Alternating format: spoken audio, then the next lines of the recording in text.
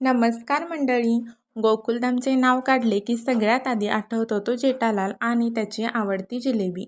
म्हणून आज आपल्या गोकुलधाम रेसिपी सिरीजचा पहिला पदार्थ आहे कुरकुरीत जिलेबी. जिलेबीसाठी मी अचूक प्रमाण सांगणार आहे. 1 वाटी मैदा, 1 चमचा बेसन, 1 चमचा तूप किंवा तेल. पिठाला चोळून घ्या. चवीनुसार मीठ, 4 चमचे दही आणि इन्स्टंट जिलेबी असल्यामुळे मी इनो वापरला आहे.